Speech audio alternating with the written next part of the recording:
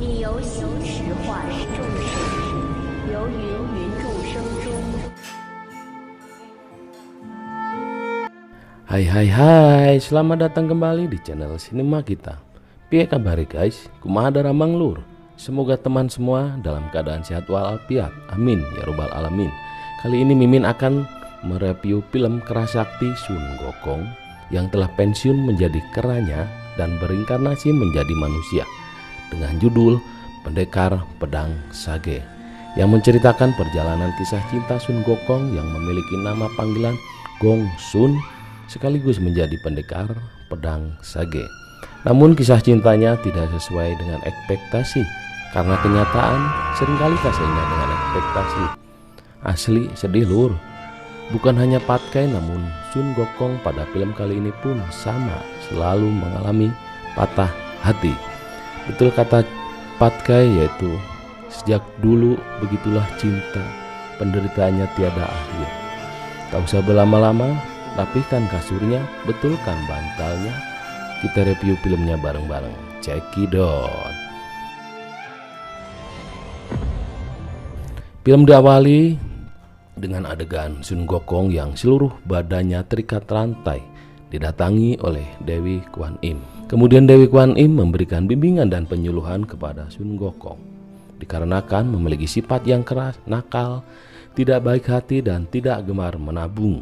Karena kenakalannya tersebut, akhirnya hati Sun Gokong diambil untuk berinkarnasi menjadi manusia, agar Gokong dapat menjadi pribadi yang lemah lembut, soleh-solehah, dapat berbakti kepada kedua orang tua bangsa dan negara. Amin ya Allah ya Rabbal Alamin.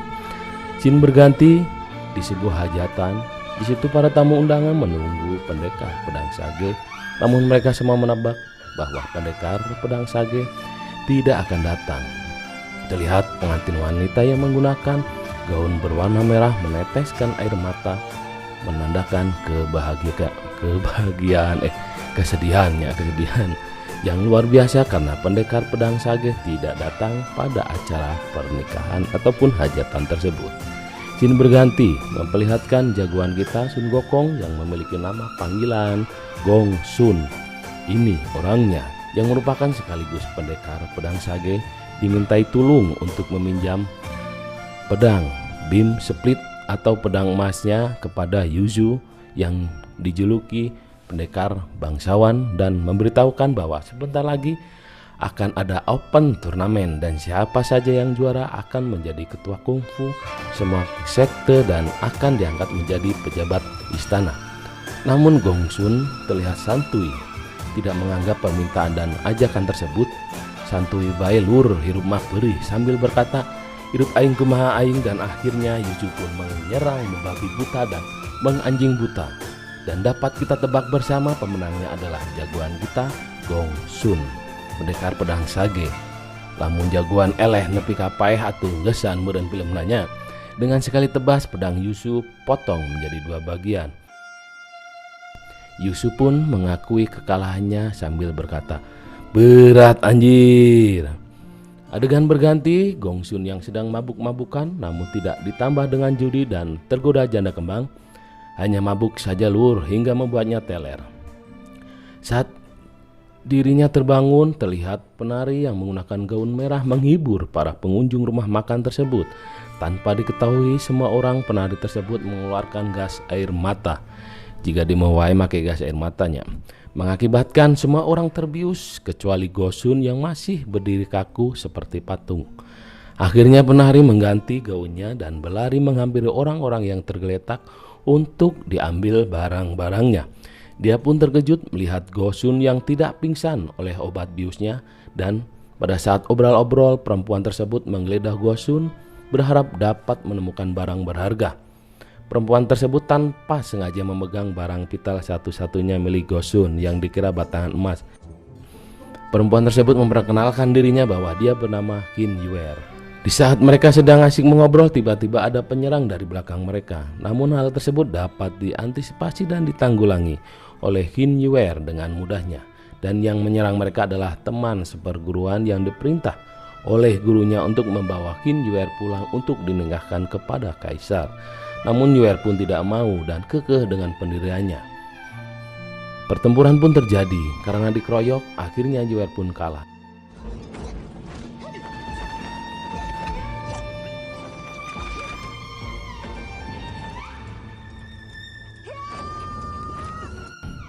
Pada saat terdesak, Gong Sun yang dari tadi pasang muka dingin akhirnya membantu Yue dan dapat dengan mudah mengalahkan orang-orang tersebut. Akhirnya teman seperguruan Yue pun pergi sambil berkata, "Berat anjir." Scene berganti di rumah makan Babah Liong, sebut aja Babah Liong lah. Yue yang berterima kasih kepada Gong Su akhirnya mentraktir makanan. Pada adegan tersebut baru diketahui bahwa Gong Su ingin mencari minuman yang dapat menghilangkan pengalaman pahitnya di masa lalu. Tanpa diketahui oleh Gong Su, Yue menaruh obat bius ke minuman Gong Su. Akhirnya Gong Su pun nambruk, ente eling-eling. Perempuan tak tahu diuntung, taunya dirugi ya mah. Flashback kenangan dulu waktu Gong Su berbicara dengan gurunya dan ternyata Yue mirip sekali dengan almarhumah gurunya yang dicintai Gong Sun. Setelah Gong Sun pingsan, Yue pun membawa pedang milik Gong Su untuk dijual kepada Babah Acim. Babah Acim lah nyebut nanya, ngaranan soalnya. Namun tanpa disadari oleh Yue, Gong Su sudah berdiri di belakang Yue. Yue pun menyerang Gong Su dan Babah Acim menembak obat bius kepada Yue agar barang miliknya tidak banyak yang rusak dikarenakan perkelahian antara Yue dan Gong Su di tempat ataupun di rumah Babah Acim. Akhirnya Gong Su pun menggendong Yue pergi di malam hari di tengah guyuran hujan. Hujan tak pernah tahu betapa sedihnya payung di musim kemarau. Aduh, berat anjir. Yue pun terbangun masih di rumah Babah Acim dan terlihat pedang emas yang tadi dia curi ada di sampingnya. Babah Acim memberitahu bahwa Gong Su sudah pergi meninggalkan Yue. Babah Acim pun menyuruh untuk meminum obat penawar biusnya dan menyuruh Yue untuk segera mencari kembali Gong Sun.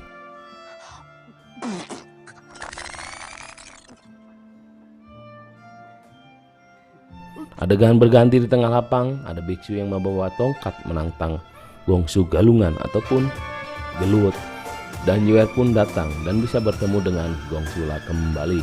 Si biksu pun terus menantang Gong Su yang sedang mengobrol dengan Yue. Akhirnya Yue pun emosi dan menyerang biksu tersebut.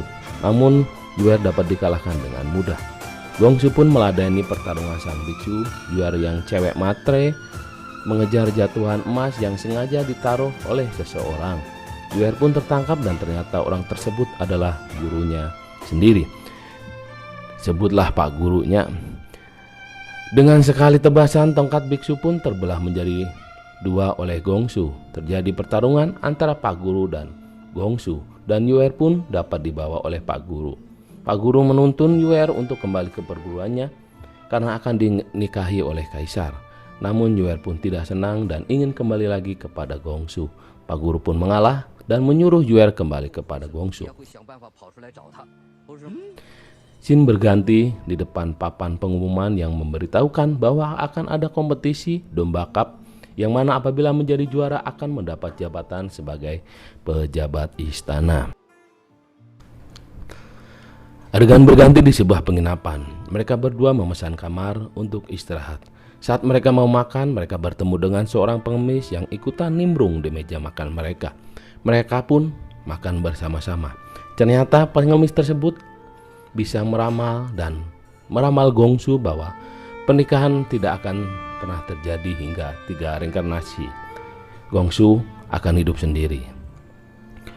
Kompetisi domba cup pun akan segera dimulai. Panitia membuka turnamen dengan memberitahukan syarat dan ketentuan khusus. Namun ini hanya akal-akalan saja, sekedar formalitas bahwa yang akan keluar menjadi juara sudah diketahui orangnya. Ente main bal, ente di kungfu, anger wenya, ayam mafia.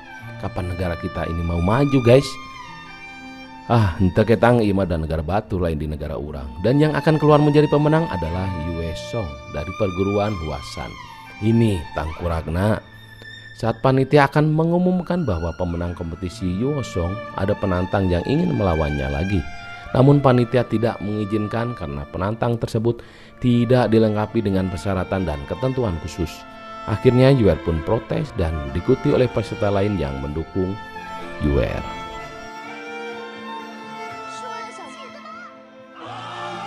Perjalanan Gongsu dan Yuer pun dilanjutkan. Tanpa mereka sadari, benih-benih cinta mulai tumbuh di hati mereka berdua. Pujangga cinta pun mengatakan, "Kutuliskan namamu di langit, angin meniupnya. Kutuliskan namamu di laut, badai membawanya. Kutuliskan namamu di hatiku, cinta namanya." Berat anjir. Mereka pun tiba di tempat yang menjual minuman yang dapat melupakan kepahitan masa lalu. Kalau ada di dunia nyata, Mimin juga mau beli buat bisa lupain sang mantan. Dan minuman tersebut bernama Hidup Dalam Kebingungan. Dapat mereka temukan di sana.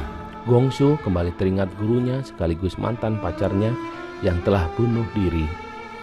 Pengalaman inilah yang akan dia hilangkan, yaitu melupakan sang mantan. Sedih lur, ternyata Gongsu gak bisa move on dari mantannya dan beranggapan gurunya bunuh diri akibat dirinya. Padahal banyak stop membenci diri sendiri karena itu adalah tugas orang lain. Gongsu pun masuk dalam ruangan untuk curhat kepada penjual minuman atau ramuan hidup dalam kebingungan. Di saat itulah Yuer mencuri satu botol ramuan hidup dalam kebingungan. Karena beranggapan bahwa Yuer lah yang akan dilupakan, akhirnya Yuer pun pergi meninggalkan Gongsu. Yuer yang akan bertujuan kembali ke perguruannya melihat padepokannya telah diborak-barik dan diporak-porandakan. Ada satu orang yang tersisa dan membantu ataupun memberitahu bahwa pelakunya adalah gerombolan berbaju hitam yang telah menculik teman-teman seperguruannya. Agar dapat menyelamatkan teman-teman mereka, Yuer harus mencuri segel panglima tertinggi di kediaman Ling Xiaopeng. Karena Ling Xiaopeng akan dianugerahi pahlawan zaman oleh kaisar. Yuer pun menyelinap ke rumah Ling Xiaopeng dan Tangkura Yuansong ada di sana. Saat Yuer ingin masuk ke dalam ruangan, ternyata Ling Xiaopeng sudah tewas berikut dengan para pengawalnya. Yuer pun terkejut dan segera pergi meninggalkan tempat tersebut. Namun di depan sudah ada Yuosong dengan antek-anteknya yang sudah mengepung. Dan ini hanyalah jebakan untuk memfitnah Yuer, seolah-olah Yuer lah yang telah membunuh Ling Xiaopeng beserta pengawalnya. Dan pelaku pembunuhannya adalah gerombolan berbaju hitam yang disuruh oleh pejabat korup Tah Bebengok Nak. Hal ini karena sakit hati oleh Gongsun dan gurunya akibat kejadian 10 tahun yang silam. Pada saat itu Gongsun dan gurunya menyelamatkan pejabat korup dari amukan warga. Guru Gongsun pun berpesan jangan menjadi pejabat yang korup, agar di saat pensiun dapat hidup dengan aman, tentram, dan damai. Dan pejabat korup inilah yang mengirim pembunuh bayaran dari mulai pendekar pedang bangsawan, biksu, hingga nanti satu lagi di scene berikutnya. Scene berganti di Leung Awi yang mempertemukan antara Gongsun dengan Guo Shuang yang merupakan orang suruhan pejabat korup. Peperangan pun tidak bisa terelakkan. Akhirnya Guo Shuang pun kalah dengan terbelahnya senjatanya menjadi dua bagian.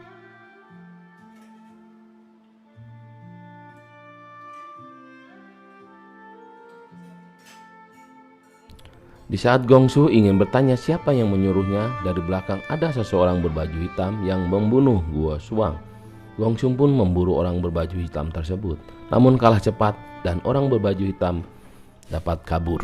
Bersama dengan itu, Gongsun melihat Yuer sedang diserang oleh ahli kungfu, imbas dari fitnah yang telah membunuh Ling Xiaopeng. Benar oke, fitnah lebih kejam dari pembunuhan. Gongsun membantu melawan orang-orang yang mengeroyok Yuer. Gongsun terkena sabetan pedang beracun. Akhirnya mereka pergi karena terdesak.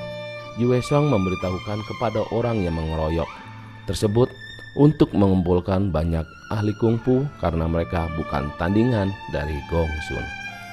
Gongsun yang terkena sabetan pedang beracun nambruk dan menggigil karena efeknya telah menjala di seluruh tubuh.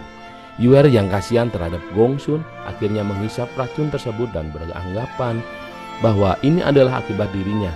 Yuer tergeletak lemas dan tak berdaya.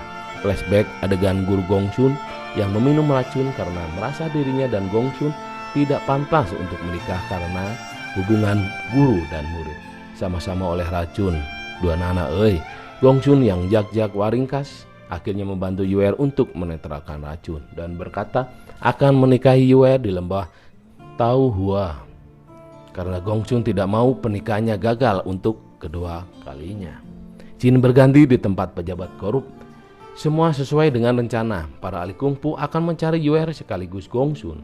Karena Yuer pelaku pembunuhan serta Gongsun adalah kaki tangan dari Yuer, maka keduanya harus dibunuh. Yue Xiong yang datang dengan bala bantuan meminta Gongsun untuk menyerahkan Yuer. Di saat mereka bernegosiasi, Yuer dipanah oleh orang suruhan pejabat korup. Di saat sekarat, Yuer memberikan ramuan hidup dalam kebingungan kepada Gongsun. Yuer mengambil ramuan tersebut karena takut untuk mengetahui orang yang dibenci sekaligus orang yang disayangi oleh Gongsun. Yuer pun tewas dan dua orang yang dicintai oleh Gongsun meninggalkan Gongsun selama-lamanya. Sejak dulu, begitulah cinta, penderitaannya tiada akhir. Gongsun pun meminum ramuan hidup dalam kebingungan serta maju melawan orang yang telah mengepungnya. Pertarungan dahsyat pun dimulai. Perempuan pembunuh Yuer pun dibabat habis sampai tewas.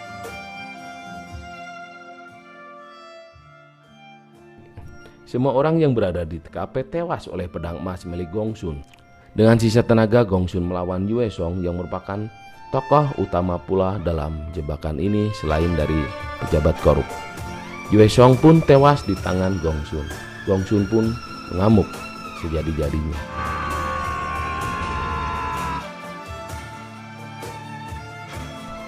Jin berganti memunculkan Sun Gokong yang dirantai dan didatangi oleh Dewi Kuan Yin dan mengatakan bahwa kepahitan cinta adalah rasa pertama dari penderitaan di dunia manusia.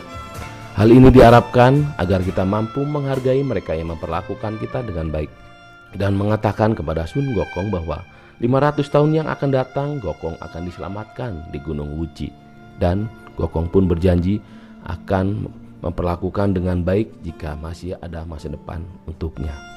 Di akhir film, Yuer yang baru terbangun dari tidurnya di pinggir danau nan bening, bingung seolah-olah mencari seseorang. Tak berselang lama, Gongsun dengan penampilan yang berbeda memanggil Yuer, dan film pun selesai.